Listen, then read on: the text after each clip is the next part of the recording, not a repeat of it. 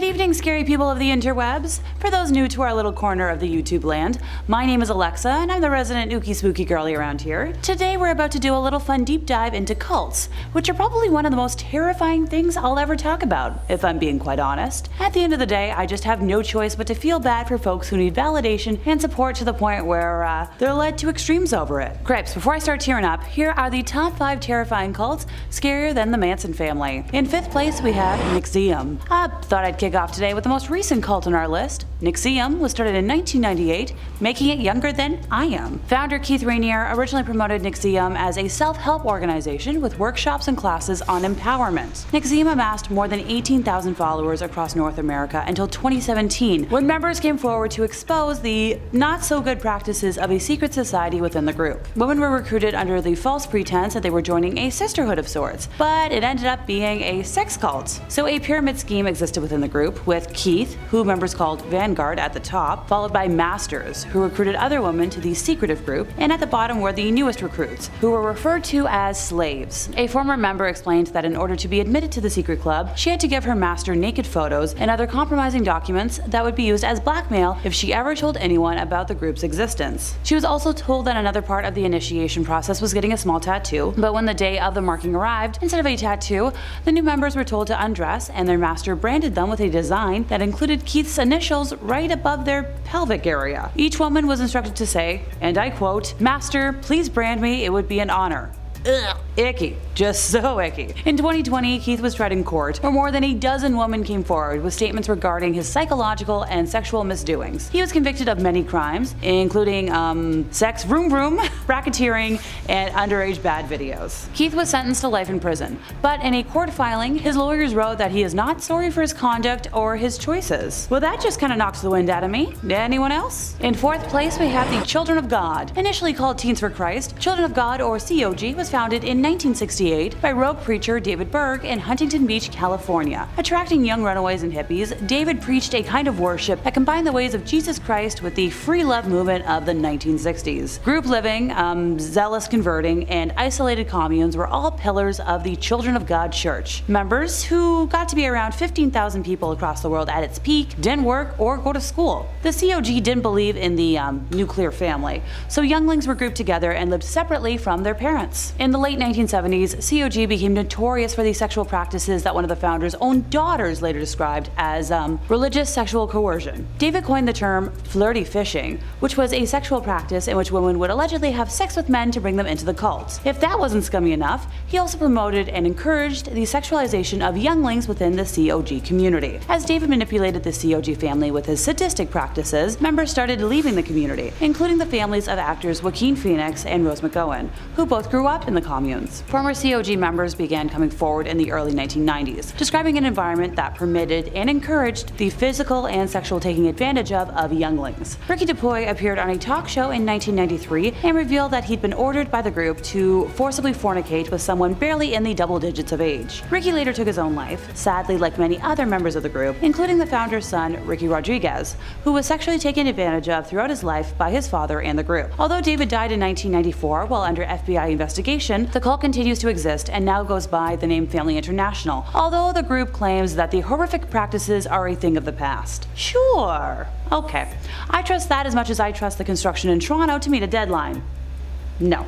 In 3rd place, we have the People's Temple. In the 1950s, Indiana resident Jim Jones founded a church that he claimed promoted socialism and equality with the religious elements of Christianity. So initially, he was a little more than, just like a charismatic hustler who faked faith healings by having audience plants pull chicken livers out of congregants' mouths. But as the years progressed, he demanded more and more of his followers. In the early 1970s, Jones moved his group to California and set them up in a commune-like settlement in the Redwood Valley. After he established several locations throughout the state, including its headquarters in San Francisco, the temple forged ties with many left-wing political figures and claimed to have 20,000 members, even though apparently 3,000 to 5,000 is a little more likely. Jones eventually came to believe that the nuclear war was imminent and moved his followers again to the South American country of Guyana, which he thought would be, outside the potential danger zone. The group lived there for several years as the People's Temple Agricultural Project, but after former members started speaking out against the church, San Francisco Congressman Leo Ryan decided to travel to Jonestown to investigate claims of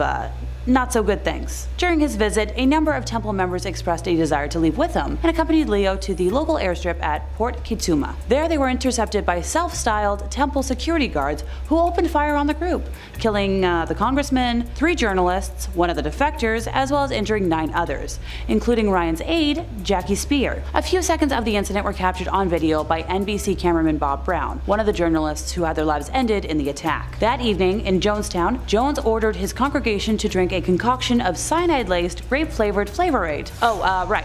This is where the phrase "drinking the Kool-Aid" originates. All in all, 918 people died. This includes 4 that died at the temple headquarters that night in the Guyanese capital of Georgetown. Some members resisted ending their lives and were injected with fatal doses of cyanide, as were those too young to drink the drink, and some others survived by fleeing through the jungle. Until 9/11, it was the largest loss of American civilian life in history, which sends a chill down my spine to just think about. Just a teensy little side note, by the way. Surviving temple members of the mass death in the US announced their fears of being targeted by a hit squad composed of Jonestown survivors. Similarly, in 1979, the Associated Press reported a US congressional aide's claim that there were 120 white brainwashed assassins out from Jonestown awaiting the trigger word to pick up their hit. Temple insider Michael Prokes, who had been ordered to deliver a suitcase which contained temple funds, which were supposed to be transferred to the Communist Party of the Soviet Union, killed himself in March of 1979, 4 months after the Jonestown incident. In the days leading up to his death, Michael sent notes to several people, together with a 30-page statement he had written about the temple. He had arranged for a press conference in a Modesto, California motel room, during which he read a statement to the 8 reporters who attended, before, excusing himself, entering a restroom, and ending his life. The levels of brainwashing displayed here are just too deep to unpack. In second place, we have the family. Oh sure, because that totally sounds wholesome. Known as one of Australia's most notorious cults, yep, not an American one for once, the family began with Anne Hamilton Byrne, who was a yoga teacher who believed herself to be a reincarnation of Jesus Christ. Oh, right, and unlike all the other listings today, this one was founded, by a woman. She teamed up with parapsychologist Raynor Johnson in the mid-1960s to form what was initially known as the Great White Brotherhood. Cripes, I swear I'm not talking about the Triple K group or the Yahtzees, I promise. Over the course of several years, Anne adopted 28 offspring by receiving the young as gifts from members, as well as by falsifying papers to convince others to give their spawn up for adoption, all in the hope of creating a master race that would survive the apocalypse she believed to be imminent. While other adults in the group were known as either aunties or uncles, Anne claimed to be the biological mother of all 28 adoptees. She also told the offspring she was, Jesus Christ, and when they didn't live up to her exact standards, they were punished forcibly, starved, or, dosed with LSD, because, a crazy brain trip is exactly how to make little ones behave. The cult went undetected for years because the adoptees were forced to hide whenever visitors arrived. But in 1987, the group's headquarters was finally raided and all the younglings were removed from the premises. Anne was only ever charged with falsifying birth certificates, and in 2019 she died from dementia at about 98 years old, having never faced consequences for her actions. Pardon me, my brain feels like it's about to explode. They had 32 years to nail her, and all she got was falsifying birth certificates? I feel like giving underage folks LSD should have been, the priority of offense charging. In first place, we have Aum Shinrikyo. Founded by Shoko Asahara in 1984, Aum Shinrikyo is a Japanese new religious movement and doomsday cult who first made headlines in the late 80s amid accusations that Asahara was forcing members to donate money to the group and holding them against their will. Oh, pardon me, I'll backtrack for a moment. Although Aum was, from the beginning considered controversial in Japan, it was not initially associated with serious crimes. Aum's public relations activities included publishing comics and animated cartoons that attempted to tie its religious ideas to popular anime and manga themes, including space missions, powerful weapons, world conspiracies, and the quest for ultimate truth. Like many cult leaders, Asahara believed in an imminent doomsday, this time caused by a world war started by the United States. And of course, according to him, only his followers would survive. I feel like a broken record, but don't worry. This wouldn't be in first place if it wasn't worse than, drinking the Kool-Aid, giving underagers LSD, and branding.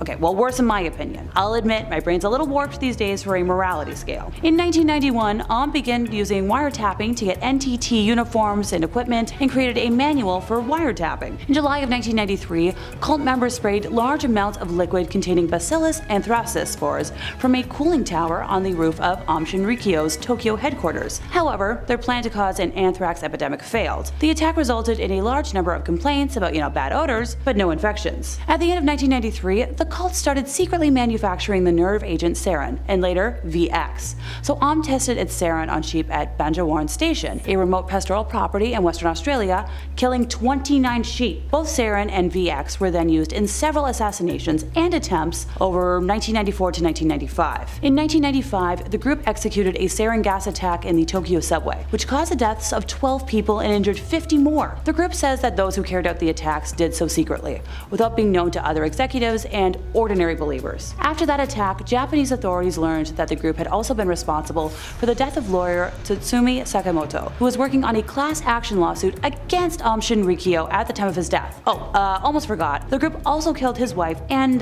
descendant. On the 6th of July 2018, after exhausting all appeals, Asahara and 6 followers on death row were executed as punishment for the 1995 attacks and other crimes. So I'm glad that, unlike the last leader I discussed, some justice was actually served in this situation. 6 additional followers were executed on the 26th of the same month. At 12:10 a.m. on New Year's Day of 2019, at least 9 people were injured when a car was deliberately driven into crowds celebrating the New Year on Takashita Street in Tokyo. Local police reported the arrest of Kazuhiro Kusakabe, the suspected driver, who allegedly admitted to intentionally ramming his vehicle into crowds to protest his opposition to the death penalty, specifically in retaliation for, the execution of the aforementioned cult members. And that brings us to the end of our list, and I'm just gonna, step away and shudder.